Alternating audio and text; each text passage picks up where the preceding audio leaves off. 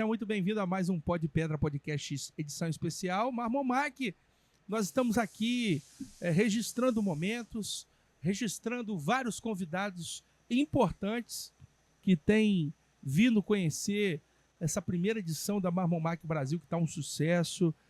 Você que não veio perdeu, viu? E hoje eu estou aqui com uma engenheira com especialização em arquitetura, que tem sido, vamos dizer assim, a arquiteta, a engenheira, né? A engenheira dos milhões aqui, né? Que ela tem desenvolvido um trabalho muito importante no setor, na região do Espírito Santo, né, Thaís? Sim. A Thaís, ela é muito criativa, ela tem uma mente criativa muito importante, ela tem ideias geniais. E, cara, pelas mãos dela e da equipe, ela produziu uma obra que está concretizada hoje, que é a primeira piscina de borda infinita feita em cristal, né? Com retroiluminação das Américas. Não tem registro na internet de algo similar. Ela projetou na Casa Boa Vista, ela fez o projeto todo da casa e ela está aqui visitando a estrutura da feira 2025 e a gente catou ela aqui e falou: vem cá, Thaís, vamos conversar aqui para a gente registrar um pouco dessa sua passagem pela feira aqui. É isso mesmo, Thaís? Você tem um start. Como é que surgiu esse start para a gente produzir essa piscina, para a gente fazer esse projeto tão ousado como foi essa piscina de borda infinita?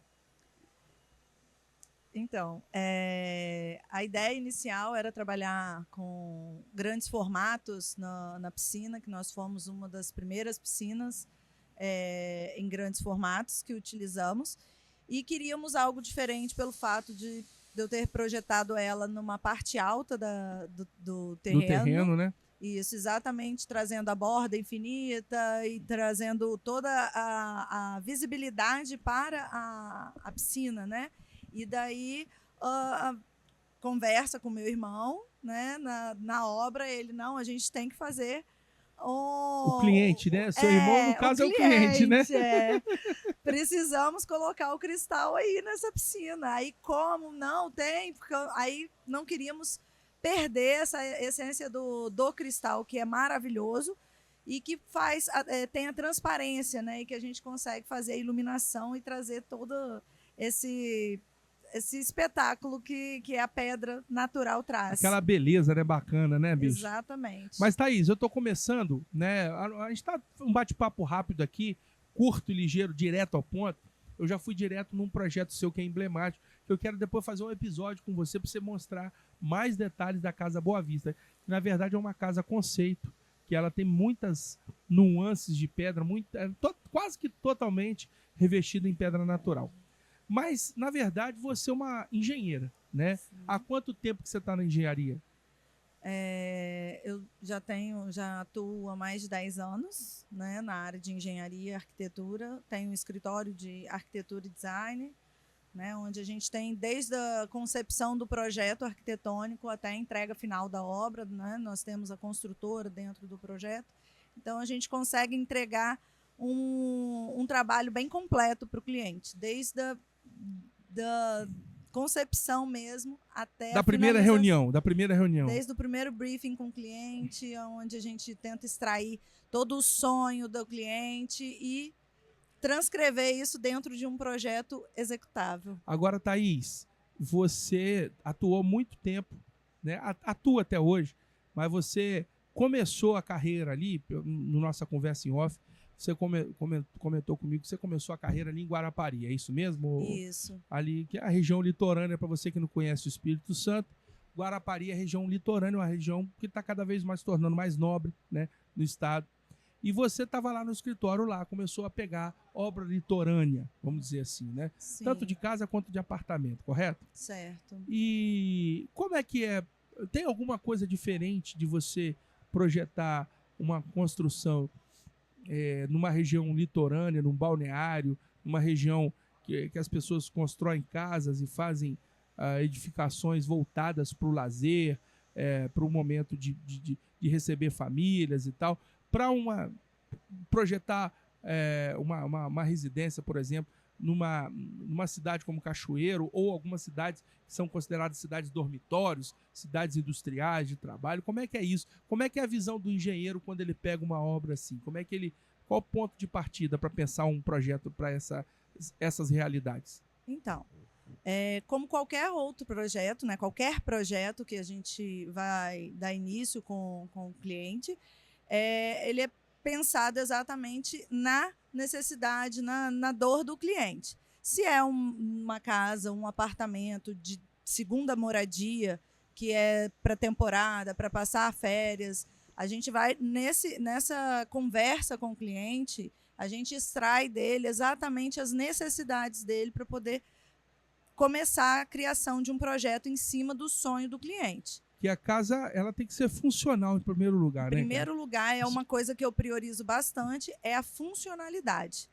E aí nós trazemos do cliente o que ele gostaria e fazemos aquilo em projeto adequado para a realidade dele ali. Mas, Thaís, fala para nós assim, projetar é uma arte, né, cara? Você aliar uma percepção espacial, uma questão lógica, matemática, obedecendo regras da ABNT, obedecendo PDMs, né? Você projeta ali, colocar e uma área criativa, que a lógica é você ocupar os espaços e a criativa é você preencher esses espaços com bom gosto, com uma coisa que gere bem-estar do cara tá ali, você ter a funcionalidade da casa expressa no projeto. Como é que o engenheiro ele interpreta todas essas realidades da criatividade com a lógica, com o número exato, com as limitações às vezes do terreno? Como é que é esse desenvolvimento desse raciocínio? Então, aí para dar início a um projeto, exatamente a parte de criação, de toda a ideia que o cliente tem, e aí é onde eu entro com a criatividade para trazer, em primeiro lugar, a arquitetura, posterior à parte de engenharia. Que, então, damos início a uma planta onde temos todos os detalhes que o cliente gostaria em questão de ambientes cômodos. Daí vem a nossa criatividade de criar ambientes aconchegantes, confortáveis e que atenda à necessidade do cliente. Ou seja, vamos lá, eu sou desenhista, você sabia disso, você Thaís? Falou. Eu sou técnico, produzi muito. Você pega ali, na minha época a gente fazia o croquis, ainda faz croquis ainda na mão? Não. Hoje não, né? A gente ia com a folhinha assim, A4, não sei o quê. Uhum. Aí você fazia o desenzinho, o cara, não, quero o quarto ali. Você chegava, olhava no terreno a posição do sol, e não sei o que lá. Hoje tem mais ferramentas, né? Exato. A gente usa temos, né, muitas outras ferramentas. Por exemplo, eu trabalho na plataforma BIM. Você usa BIM, cara? Eu só uso BIM. Você não mexe com CAD mais, não? Nunca usei CAD. Você tá de só brincadeira, no meu sério? estágio. É mesmo? Legal, hein? Eu uso o Revit, né, dentro do BIM, desde 2013. Então, tipo, eu sempre trabalhei com BIM. No CAD, nada, zero de... Mas você configurou lá, já sai já aquela questão. Porque você, na verdade, você é engenheira, tá certo, é verdade. Hoje a engenharia, 90%... Não, porque já sai lá a sugestão lá, o levantamento de material de cada coisa que está projetada, correto? No BIM não faz isso? Faz. A gente consegue conciliar toda a criação ali do projeto na hora de... Aí, posterior, quando a gente faz os projetos executivos, aí sim. Então, a gente consegue entregar para o cliente todo o quantitativo de material, por exemplo, que ele vai estar utilizando na obra para poder fazer todo o orçamento muito antes dele dar início. Então, ele sabe, eu consigo, pós os projeto inicial arquitetônico e os complementares, né? Aí consigo dar uma prévia exatamente com uma margem de erro de menos de 5% do custo da obra dele. Você sabe que eu já tomei muita pancada quando eu construía? Agora eu tenho que voltar a construir. Tomei parado com isso aí, tem que voltar. Mas eu tomava muita pancada de material elétrico. O cara pede um fio, aí depois você acaba de fazer o serviço lá, sobrava um bocado de fio lá, quando não me roubavam, né? Sim. aquele monte de fiação. É bem comum. E o Revit, ele ajuda a calcular isso tudo certinho, já entrega a planilha pronta, né? Ele não faz sozinho, né? Tipo assim, passo a passo é a gente alimentando o programa para que ele possa Ter os parâmetros. entregar esse resultado.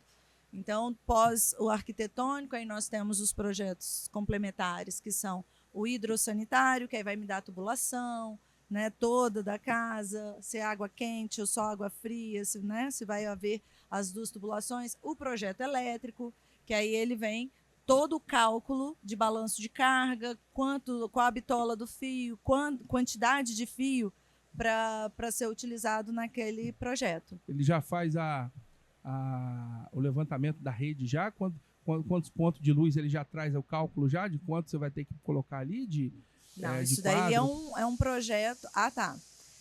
Primeiro, antes de chegar ao projeto elétrico, a gente faz os projetos de pontos hidrossanitários e os pontos de iluminação, que aí é o projeto de luminotécnica, onde eu vou definir onde eu vou fazer a iluminação para que eu tenha o ambiente da forma com que eu criei, imaginei. Boa. Então, aí posterior a esses pontos, é feito o projeto elétrico, calculando em cima de todo o projeto de iluminação que é feito anteriormente. Ô, Thaís, lembra aí, pra gente registrar essa história aqui, algum momento, algum projeto que você fez que te marcou muito? Fala, poxa, Bruno, esse aqui me marcou, por algum motivo qualquer que seja.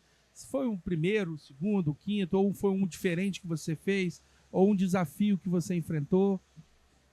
Eu acredito que foi um primeiro projeto, meu primeiro projeto mesmo, onde eu consegui, desde a criação mesmo do projeto arquitetônico até a entrega final da obra. Esse foi seu primeiro? Primeiro. E você lembra que ano foi isso? Quando foi isso? Foi em 2000 e... Essa obra foi aonde? Em Guarapari. Aí foi uma casa residencial? Foi uma casa, duplex, de um casal. Já moravam sozinhos, só os dois, os filhos já casados. Aí você olhou para aquilo e falou, cara, eu que fiz desenho. É legal isso, né? Isso, muito bom. Até porque todos os desafios, foi além de primeiro projeto com a execução de obra, com a construção. Eu construí e entreguei na chave. O cara não teve dor de cabeça com nada, só te pagou lá. Você coordenou a equipe também? Execução? Sim, eu tenho a construtora, isso aí. Aí eu, desde o início, toda a equipe funcionária, né, registrada dentro da minha empresa. E Thaís, e aquela obra que deu tudo errado? Aquela que você, poxa, independente do seu trabalho, que é muito profissional, mas aquela que te deu dor de cabeça, demorou mais tempo que o esperado, de repente faltou dinheiro na obra para o cliente tocar e você ficou envolvida naquilo. Conta aí uma obra que deu errado.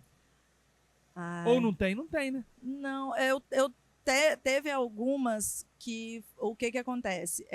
Eu elaborei o projeto, mas eu não executei a obra. Daí, quando o próprio cliente contrata a mão de obra, tem esse risco. Às vezes, a mão de obra não é qualificada, não sabe fazer leitura de projeto. Faz um contrato errado também com o cara, né? E às vezes o profissional que é contratado não sabe fazer a leitura de um projeto. Está lá detalhadamente como ele tem que executar e ele faz algo completamente fora do projeto ali. Mas não, eu segui o projeto. Aí você vai olhar, não seguiu tem nada a ver com o projeto. Ô, Thaís, e quando você tá lidando com a galera lá, com o pedreiro, com o ajudante, você é brava? Tem que ser, né? Não tem jeito não, né? Tem, a gente tem que ser firme. Mas você tem a cara de brava, Thaís. Você acha? Eu acho que tem. Eu não queria tomar um esporro seu, não. Tô brincando, você tem uma cara boa. Mas eu tenho que ser firme. Mas o seu jeito de falar é firme, isso que eu quero dizer. Tem que ser, principalmente... já há um preconceito muito grande, né? As mulheres dentro da obra. É verdade. Eu, antes de atuar dentro do meu escritório, eu atuei também dentro da área industrial. Então, eu sempre lidei com muitos homens, né? Então, você tem que ter uma postura, né? Exatamente. Você tem que ter uma maneira de se impor firme, porque senão a coisa degringola. Isso aí. Thaís, nós estamos aqui no meio de uma feira de mármore e granito. Você tem mais do que várias obras que você especificou granito para contar, né? E por isso que eu falei que eu quero fazer um outro programa com você lá na frente para te contar as histórias, um pouco das histórias dessas obras. Mas estamos aqui na Marmomac, em São Paulo, 2025. O que você acha, qual que é a sua visão sobre a utilização das rochas naturais hoje na construção civil? Eu acho indispensável, é prioridade dentro de uma obra. Não existe nenhuma obra que nem seja uma bancadinha que você não vai usar as rochas naturais, né?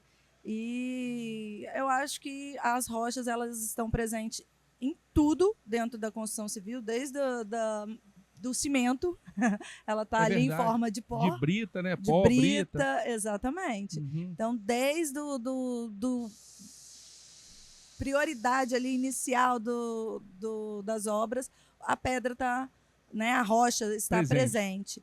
E é fantástico hoje conseguir falar de forma mais leve e trazer para dentro dos espaços mais rochas, porque no mínimo era uma bancada. Isso tem que ter. Então, eu tava conversando com um outro entrevistado nosso aqui agora há pouco, e ele falou uma coisa que a gente já tem percebido. Você sabe, você conhece um pouco dos nossos bastidores aqui, dos nossos lemas, de tudo aquilo que a gente está se empenhando a fazer, que é estimular, que é criar uma conexão do público com a rocha natural, né? E o nosso negócio é estimular, falar de pedra ao ponto em que as pessoas olhem para a pedra, poxa, eu preciso ter uma pedra na minha casa, né? E não comprar como commodity somente, né? O cara vai lá, eu quero a bancada formato padrão 240 por não sei o quê. Blá, blá. Bom, e nesse sentido, o Leonardo estava aqui agora há pouco, ele falou assim, Bruno, estou notando que existe uma tendência maior pelo uso da rocha natural novamente na construção civil. Quando eu falo isso, eu falo assim, os caras brigam comigo, pô, o Bruno fala demais. Mas não, que eu preciso contextualizar a pergunta que eu vou te fazer. Uhum. A gente notou que ao longo do tempo, na especificação, algumas áreas da obra, elas perderam espaço para outros materiais. Por exemplo, uma área externa, por exemplo, uma área de piscina, uma área de lazer, uma área de churrasco, que naturalmente, há alguns anos atrás, você fazia com granito, né? Com um verde, um amarelo, um arabesco. De repente veio alguns outros produtos que substituíram essa especificação. Vieram cimentícios, vieram o próprio porcelanato, vieram tipo de azulejos, enfim. E o próprio cimento mesmo, cimento queimado e tal. E de repente a gente perdeu muitas especificações de uma área de piscina. Às vezes o cara tem lá 200 metros de superfície lá de piso, para uma área de piscina, para uma área de lazer, para uma área externa. O cara deixou de botar uma pedra bruta para fazer uma passarela, um caminho ou uma jardineira. Você acha que com a divulgação que é feita hoje na feira, essa aproximação com o mercado especificador, existe um caminho para a gente pensar em voltar a especificar mais pedras em lugares que não se especificam mais pedras? Eu acho que o caminho está 100% aberto agora. E o foco principal dos fornecedores é principalmente instruir, capacitar, mostrar para os profissionais, nós profissionais da área de arquitetura, o material, a beleza, a técnica do material, né, o desempenho dela, para fazer essas especificações, porque eu tenho certeza, como a pedra já foi, né, forte, eram materiais supercarregados, né, onde não tinha muita lógica nas composições, e hoje nós temos materiais lindíssimos e que, sabendo fazer a combinação dessas rochas, fica um espetáculo. Não, e outra coisa, por exemplo, quando se falava lá, você deve lembrar disso, se falava de um material externo, você falava de um ocre Itabira, é um piso barato e tal. Uhum. Você só lembrava do granito, por exemplo, com a superfície polida. Era granito polido. Não vou botar porque escorrega, vai molhar. Hoje já tem tantos formatos, tantos acabamentos de superfície, né, Thaís? Né? Rústico, acetinado, igual os porcelanatos que tomaram muita força, né? Hoje eu acredito que com essa produção do material, do mármore, que tá um espetáculo, o mármore sendo usado, né? de forma diferente. Você usou, né? Você usou o mármore escovado na no Casa piso Boa inteiro, na Casa Boa Vista, nós né? temos um paginado maravilhoso. Não, e aquilo chama a atenção de todo mundo, branco. né, velho? Exatamente. Eu fiz uma casa no Rio toda em mármore branco. Piso, bancadas, ilha, os banheiros, que ficou um espetáculo. Olha só. Coloquei um panda na entrada, Paginado na entrada da área gourmet, nessa casa toda em mármore branco, num condomínio no Rio. Ficou um espetáculo. Entendeu? Então, É saber essa combinação, saber aplicar de forma com que fique bonito aos olhos, né? Não aquela que antigamente usava o ocre, aqueles materiais pesados. Pois é, tem soluções, né? Você tem hoje opções, recursos para você usar essas pedras. Escovado, acetinado, rústico, polido, dependendo da aplicação. Muito bem, pessoal. Nós estamos aqui com a Thaís Moura, engenheira com especialização em arquitetura. Tem um acervo de engenharia gigante. Obras comerciais também, Thaís? Você faz também? Sim, industriais? Sim. Então, praticamente, como hoje eu tenho uma equipe grande dentro do escritório, eu consigo atender a praticamente todo mundo. Boa. Então você já sabe, entra lá, siga o perfil da Thaís Moura. Qual é o seu perfil, Thaís? Breta Engenharia e Arquitetura e Engenharia. Breta com 2 T's ou um T só? Um T só, BRETHA.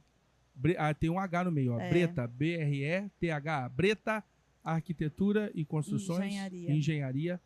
E você vai encontrar o perfil do escritório dessa lindíssima engenheira que está aqui. Lindíssima, talentosa, eficiente, profissional e uma profissional que tem agregado muito valor ao setor de rochas ornamentais, porque ela é uma entusiasta, uma defensora. Ela tem um catálogo aqui, um acervo para mostrar de obras lindíssimas que ela está lá especificando a pedra porque enxerga, conhece o valor de cada uma delas. Muito obrigado pelo bate-papo, viu? Eu que agradeço. Para mim é uma honra. Realmente.